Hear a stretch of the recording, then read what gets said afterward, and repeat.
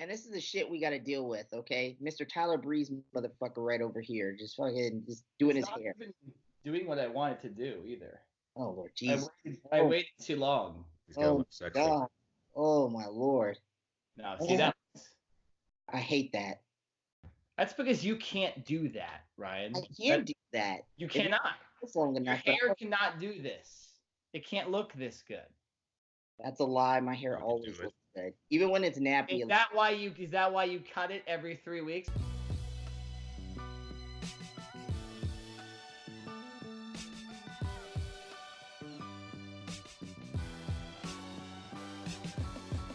Welcome everybody to the Ring Generals podcast. My name is Nick Nenad. Alongside me is EZE Eric. What's cooking? And of course, the RKJ Man. Let's talk that talk, y'all. Hypocritical Nick. What's good, homie? How's your hair, bro? My hair is good. Tyler Breeze. You're now Tyler Breeze to me. Yeah. You're Tyler Breeze. You should have seen. You're gonna put it up where you put the phone up in front of your hair and you do the hair thing and you're making your hair looks nice. It took 10 minutes, but I'm glad you admit it. You admit it looks nice though, right? It looks nice now. It looks good. Okay, that's all I'm looking for. The same as what it was 20 minutes ago when we just started, before we started this recording. So honestly, I can't tell the difference. You know what? That's a good thing. That just means I look attractive all the time. Looking sexy. Okay, shut up. Hey, you brought it up, man. You brought it up. I didn't bring it up. I look attractive all the time. Whatever, man. But hey, let's talk about SummerSlam, man. Let's talk about what's going to be the worst show of August. SummerSlam, in my opinion. I mean, coming from the WWE hater himself, I'm not surprised you. That is a preface that. I am not a WWE hater. That sounds like a WWE hating type of thing to say. That's not, okay? You are already projecting that they are going to be the worst show without even having watched the show. Let's talk about why I'm projecting why it's going to be the worst show. Because you're the WWE hater, of course. Let me tell you why I'm projected it, man. I'm back and better than ever, bro. So let me explain to you. 3 weeks ago, we have Raw Reunion where no storylines are built. The week after that, we're cushioned with a pretty good build to SummerSlam through Raw. And then I guess last night or Monday night, it was pretty good. It wasn't bad, but there's still not enough build for this show. And I'm only excited for a few matches. And they're going to make this super long like WrestleMania, but yet they don't do any build. Where's the build now for these big time shows like I'm seeing from AEW? Where's that big build that makes me invested in the whole entire card? Because right now I'm only invested in a few matches. Anybody gonna talk or?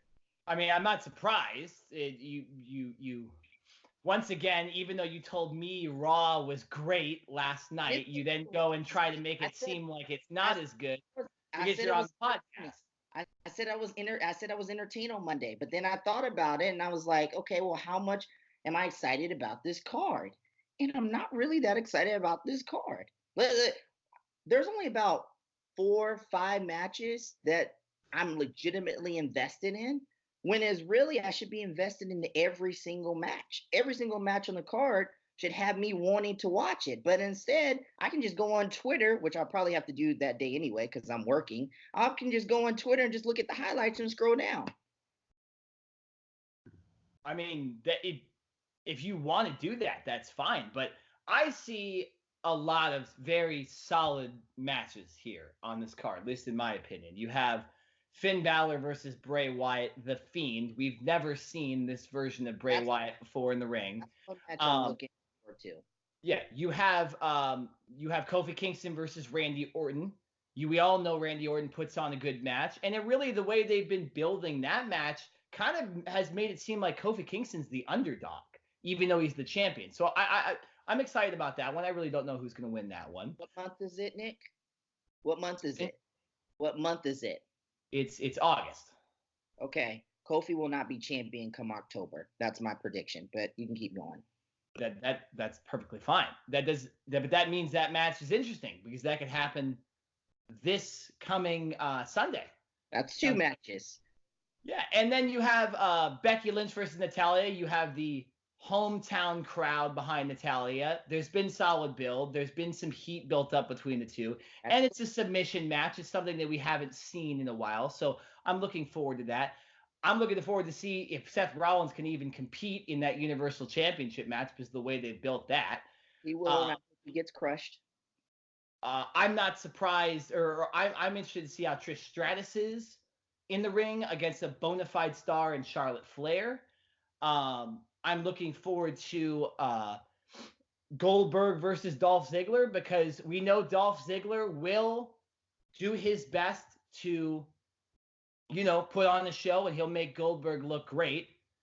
And we'll see how that is. So that was 6 matches. And what did I say in the beginning? I said there's only 10 matches. You're not supposed to be excited about all 10. Don't tell me at All Out that you're excited about every single match. Yep. No, so you're super excited about Joey Janela and Darby Allin and all them because they've built it up to be some crazy. You're not if you're lying. You're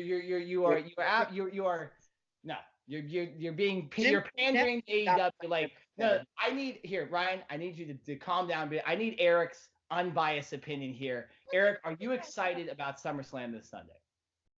Well, seeing how Goldberg and Dolph Ziggler is in the card, and Trish Stratus, seeing some of the legends, kind of makes me wonder if Goldberg was kind of a replacement for Undertaker not showing up, because I did hear that Undertaker was not going to show up to SummerSlam.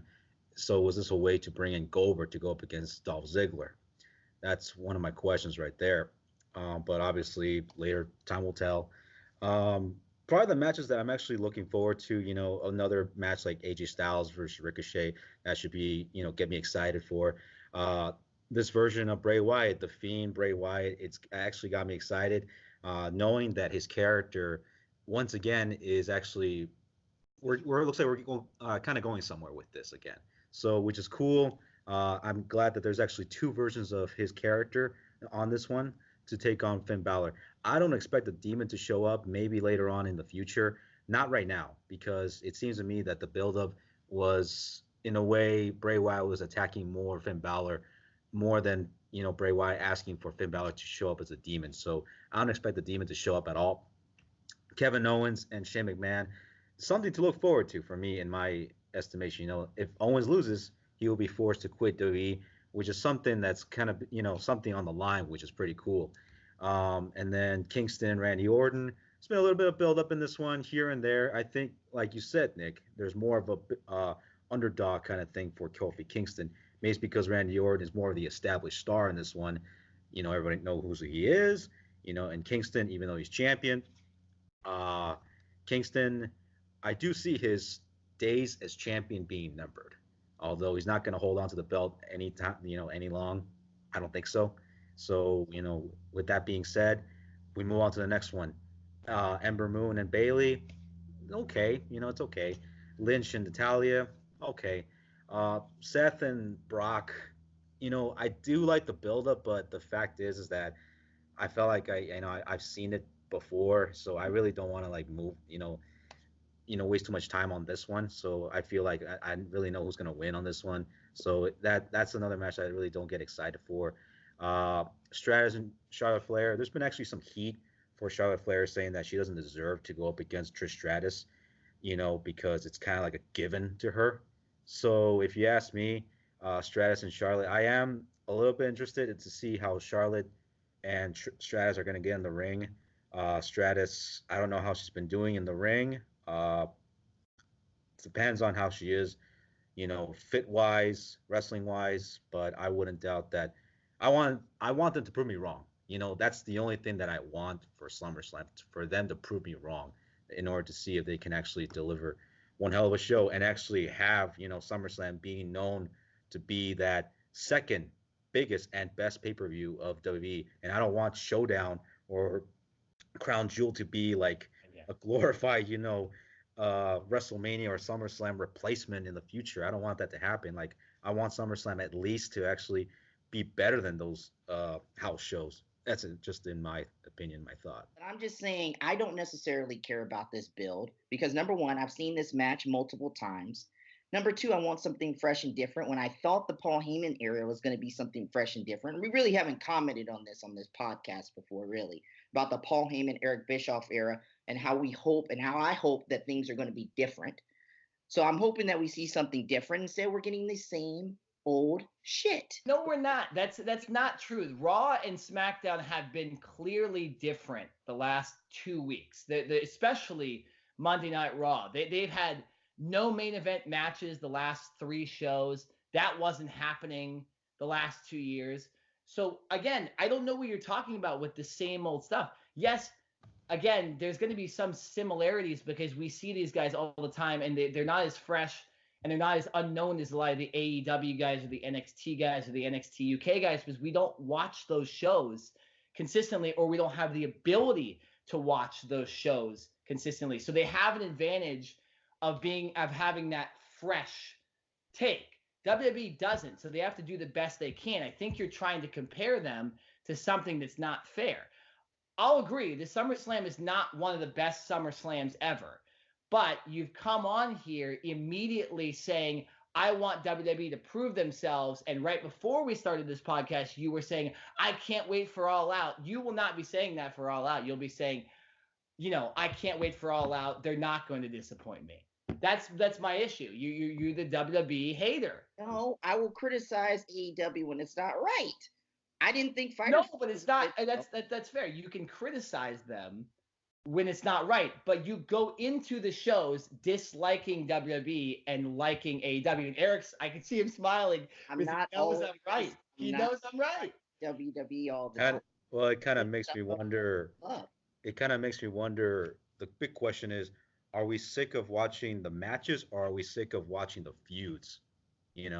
I think it's more the matches. In my case, combination of both, honestly. But they have 5 hours of TV every single week. NXT has 1 hour. AEW is only going to have 2 hours, and UK only has 1 hour, I believe, too. So that's, they're making billions of dollars doing the 5 hours of shows. They kind of have to do it. You know what I'm saying? So again, you have to take away the fresh angle of it and just be able to somewhat enjoy the storylines, the storylines instead of the specific matches themselves.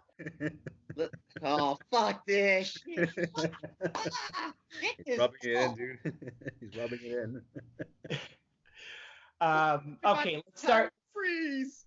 Well, look, as far as SummerSlam goes, if SummerSlam doesn't go well, there's always UFC 241, okay? That's true. Yeah. And we will be at that. We will be at UFC 241, which will be exciting. That's next week. And we will be building for that properly. We will be properly building for UFC 241 ourselves next week. But back to SummerSlam. Let's kind of get to predicting what we think is going to happen. And let's make these quick, guys. Let's not extend on them too much, because I think a lot of people, a lot of people probably have a hunch. At least a lot of really big time fans have a hunch of who's going to win some of these matches. So let's not stick on those too much. Let's start with the Cruiserweight Championship, because I haven't seen any of this build. I just know they've treated Drew Gulak like a star, so I assume he's going to win this match. I don't even know who Drew Gulak is facing. So, Drew Gulak is going to win the match. And shout out to Cindy G for the 205 Lives Matter thing. Cindy, can you please tell us who Drew Gulak is facing? So, once again, didn't do your research for the podcast, but that's the third instance of you not doing your research. It's amazing. Who cares? I don't care about 205 Live. You can at least be like me. You can at least be like me and Eric and have it on your computer screen on the side. I turned my phone off so I wouldn't get it distracted. So I wouldn't be distracted. There's a thing called airplane mode. Ever heard of that? I don't have service when I go into airplane mode. I don't think so. But I got a new phone, so we'll see. It's only Lorcan. That's his name. That's who he's facing. Oh, that's the dude who keeps talking about his fingers on freaking Twitter. Yeah. I saw that. Yeah. Weird, but all right. Yeah, Drew is gonna win pinfall. I don't see it happening. Shout out to Drew though. I heard Drew Gulak is having some killer matches, man. That's what I'm saying. So I would not expect them to take the title off him for this type of event. Okay, so let's do AJ Styles versus Ricochet, U.S. title. Is there any way AJ Styles loses this match, considering that they're really pushing the club? Nah. They're going to keep the title. The club will do anything they can to keep the title on him. I agree with that. That's a good way. You got to keep them strong, man, especially with that other promotion starting up soon. Good way to put it. Kevin Owens versus Shane McMahon. If Owens loses, he'll be forced to quit. Is there a scenario where Shane McMahon wins this match? Well, for me personally, I think Shane might win, and Kevin will he'll leave. But then in the up and coming weeks, I think Kevin will come in and interfere and come from the crowd, something like that, something controversial, and What would have reignite. to? Because I feel like if it's a clean match and Shane just wins, which I don't think there's any chance of that happening. Either some. I don't think it. Well, I don't think it would make much sense if Owens was coming back. I think something screwy would have to happen. Yeah, something really, screwy, really like BS. and You know? have to interfere. or maybe somebody with Shane, like a new ally that he aligns.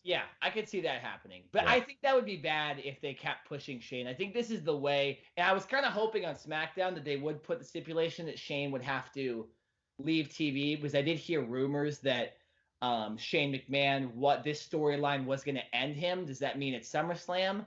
I don't know. But, that's why I'm saying there might be a chance McMahon wins this match, because I know the storyline is supposed to end with Shane McMahon kind of being put off TV. But is that at SummerSlam is the real question. RKJ Man, what do you think? Kevin Owens is going to win. Eric Bischoff, it's time to insert yourself. You got to get Shane McMahon off our television screens before October. So Kevin Owens has got to win this match. I agree. I hope he wins. I do believe he wins. But I'm just saying there is a chance that Shane does pull something weird off of this. But I agree with Eric. I think it would have to be a new person being involved in order to have that happen. Okay, let's do Finn Balor versus The Fiend. In my opinion, I think this match is going to end really quickly.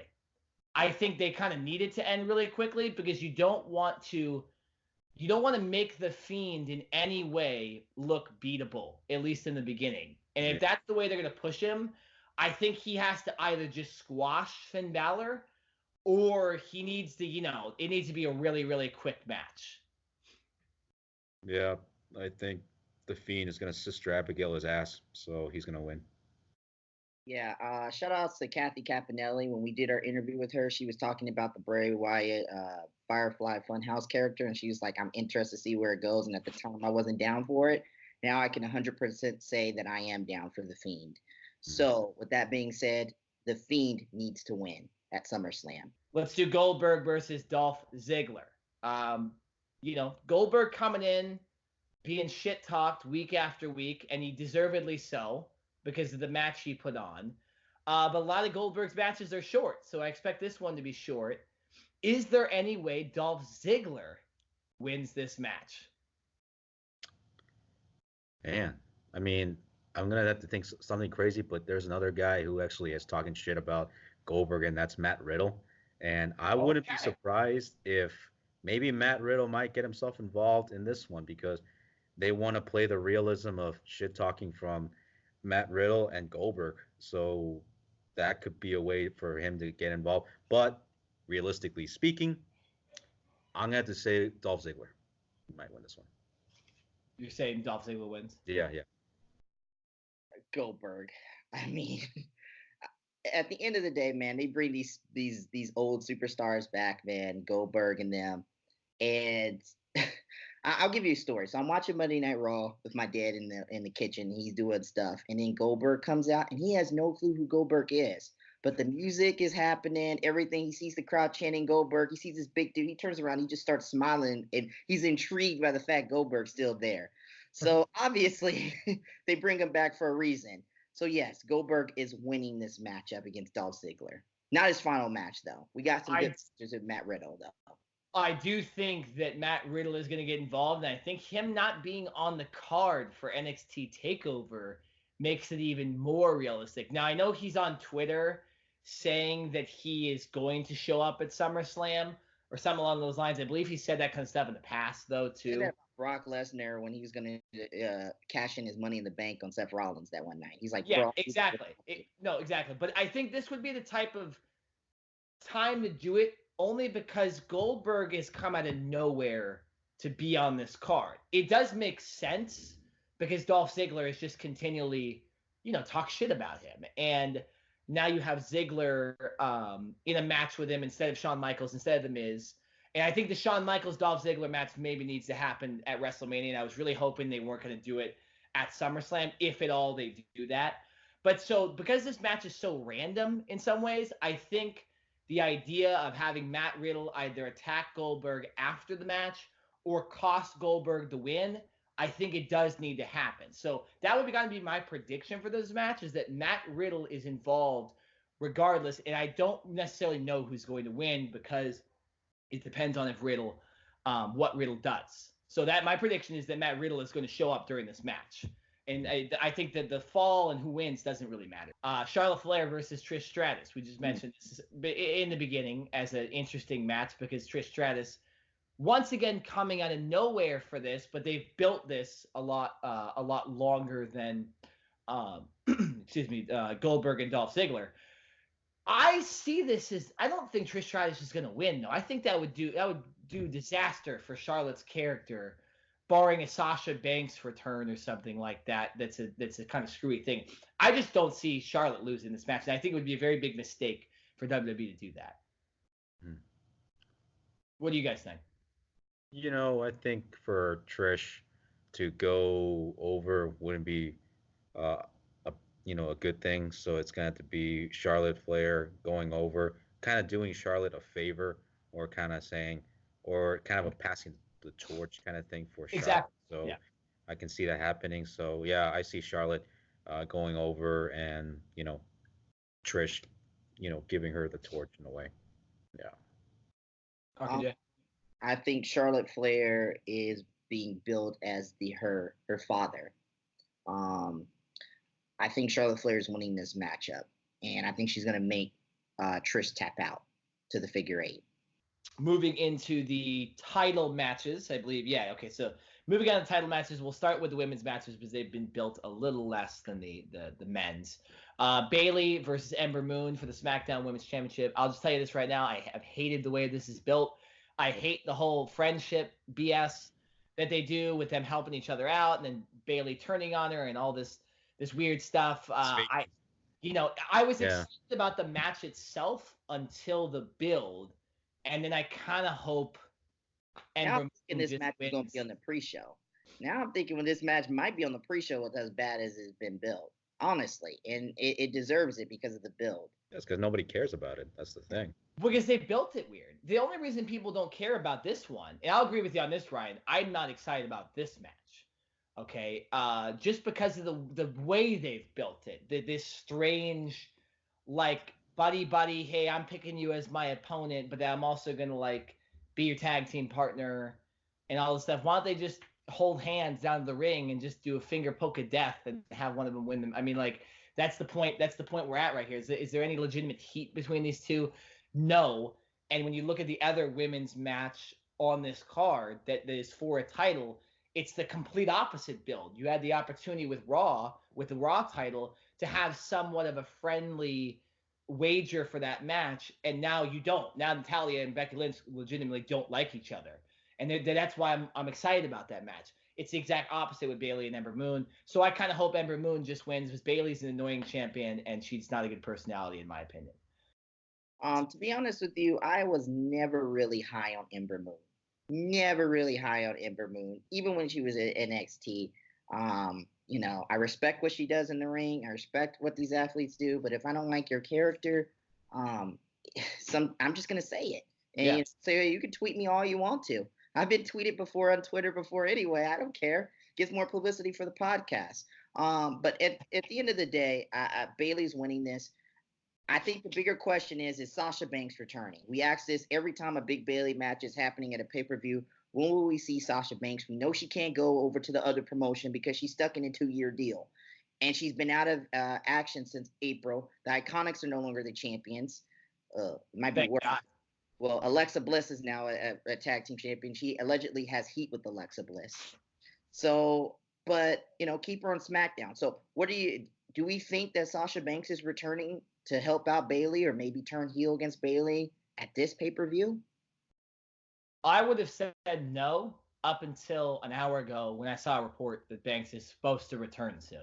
Oh, really? Yeah, I would assume. I don't know the source. I believe it was PW Insider, but don't quote me on that because that could be wrong. But it was a source that I've seen and trusted before, and it said this. Sorry, there's someone slipping a sheet of paper under my door real quick. So Whoever's doing that, can you stop, please? Someone was messing with my door. Nick. You need like an on-air. This part on the podcast. You need like an on-air sign on your door. That's what you need. And if you haven't seen the shows, you might not want to listen to me talk on my podcast. So walk away from the door.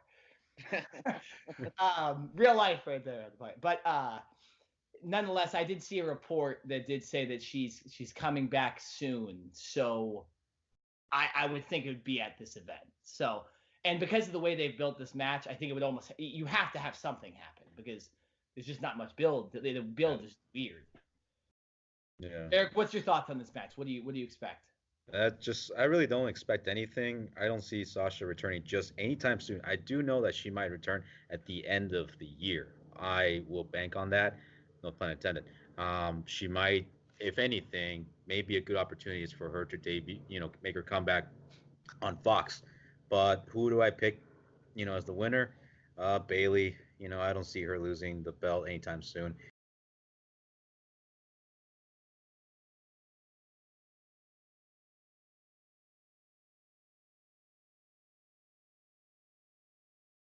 I think Kofi's winning this match. Not going to be easy. But speaking of a person named E, I think Big E and Xavier Woods are going to come out to congratulate him. And I'm thinking we're getting a heel turn with Big E in SummerSlam, because last year we had our big heel turn with Becky Lynch and Charlotte Flair. This year, the big heel turn is Big E. He's the new sexual chocolate, dude. Well, they can't present him that way if he's going to be a badass heel going into October. Okay? I'll tell you this, RKJ Man. I have thought of that before, and that's why this match is kind of hard to predict, because I think you could go three ways with this. And I'll say this as quickly as possible. I think you could have my scenario where you have just a long feud to legitimize Kofi Kingston as a champion more and to have him actually win that title. I think you could have Randy Orton win in the similar fashion that I just said, and in the next match, Big E turns on Kofi again, and they have something that's not title related. Or I do actually think that your scenario where Big E comes out after Kofi wins the match, and he has the title, so they have a feud for the title, and that's the long feud. I think that could happen as well. So it's hard to predict, but I'm going to go with the Randy Orton thing because I think the Big E thing can wait a little bit. I think it still can wait. They are tag team champions after all. So I think once they lose those tag team championships, I think it would be more realistic for that scenario to happen. But I could see it happening. I'm glad that you brought it up on this podcast. Yeah, it's just something that I think has got to happen eventually, and something that is a natural progression. I mean, I would agree that the New Day, the act has gotten stale in my opinion. And if I'm Big E and Kofi, I'm thinking, man, I kind of want to Big E or Xavier, I'm thinking, man, I want to have a chance to be a champion too, especially Big E. So, I mean, give him an opportunity to try to turn heel, see if he can reinvent himself, see if he can do something unique or different, and maybe he can be your next big top superstar. Yeah. No, could happen. Yeah. Could happen. All right, moving on to the presumed main event. Although I think if you're going to do the Big E thing, I think that needs to be the main event. So that Randy Orton Kofi Kingston match could be the main event. And that could be a giveaway of what's going to happen too, if it is the main event, because I think Kofi winning at the end of SummerSlam is good, or Randy winning. But I think if Kofi wins, that almost is going to be guaranteed to happen, and you're going to wait for it. Imagine if that's the main event and then nothing happens. You just see the New Day just. Well, that's okay though too, because the crowd having Kofi win again is not a bad ending to a pay-per-view. It's somewhat disappointing for a giant pay-per-view, but Becky Lynch, she won the title at WrestleMania, and she just won, and then they did fireworks and the show ended. So let me ask you a question, Nick, because I kind of want to back a little bit, because you said Kofi re-winning the title from Randy Orton would kind of legitimize the title. But I felt like he got legitimate. Didn't he become legitimate at WrestleMania when he beat Daniel Bryan in that great matchup, though? Well, yes, but you want your champion to seem absolutely unbeatable, and beating a 13-time champion after you've already lost to him really, really proves that you're that champion. Think about LeBron James against the Golden State Warriors, correct? We all knew LeBron James was great. He'd won 2 titles before. But then when he was able to lose to the Warriors and then win the next year One. That really legitimized him as one of the best players of all time. So I think in this scenario, I think you could do the same thing with Kofi. I'm not saying he's not a legitimate champion, but there still is a couple issues. Like I just think some of his moveset is not realistic. Like a kick to the face is going to win every single match against these guys like Samoa Joe and I just got him having pancakes in his freaking belt. Yeah. Pancakes everywhere. I'm sorry. Somebody else has said it too. Sorry to that person, but yeah, that's a problem for me. No, it is. It's stupid. It's a stupid act for a guy that's supposed to be a legitimate champion. I mean, it's hokey. My dad looks at him. He's like, so he's the WWE champion? He's throwing pancakes? Yeah, and then you look on Raw, and the WWE champion is Brock Lesnar. So that's what I'm saying. You have to make everybody look as legitimate as possible. You can't ever look as legitimate as Brock Lesnar, but you can get damn close to it in other ways. But let's move on. Universal title, speaking of Brock Lesnar. Brock Lesnar versus Seth Rollins. Guys, Seth Rollins been beaten and brutalized over and over again. Where, on Raw or on Twitter? In real life on Raw. In real life, Seth Rollins would have no chance against Brock Lesnar, in my opinion. A healthy Brock Lesnar versus possibly broken ribs-ridden Seth Rollins. So, is there any way Seth can win this match? Because I think it's going to be very unrealistic if he just beats Brock Lesnar. I think that's a horrible idea, and that delegitimizes the business by having a build where a guy is almost killed on Raw multiple times, and then all of a sudden he beats the most unbeatable superstar in history. You know what I'm saying? So do you guys see a chance of Seth Rollins actually winning this match? No, but then again, I think that what the match will go on is you see Seth having a couple spots with Brock. Honestly, how Seth has been looking like, I think Brock is going to really take it to him, and he's really going to make this match one-sided. And I think Brock is just going to take his time and just smack him around and just throw him around the ring, just take pleasure and just try, almost want to kill him. And so Brock is going to give him, an X amount of suplexes. How many times he's going to F5 him, I don't know. Brock's coming out on top, but I think he's going to leave Seth. I don't think Seth's going to be the same after this, because you can't have Seth winning this match, because it's just going to look it wouldn't make any sense, Yeah. Although, unless like a miracle happens. I just thought of an idea, and I'm surprised I hadn't thought of this before, but I think it's the most realistic time to do this.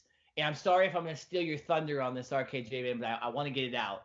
I think the only way Seth can win is if Paul Heyman screws over Brock Lesnar.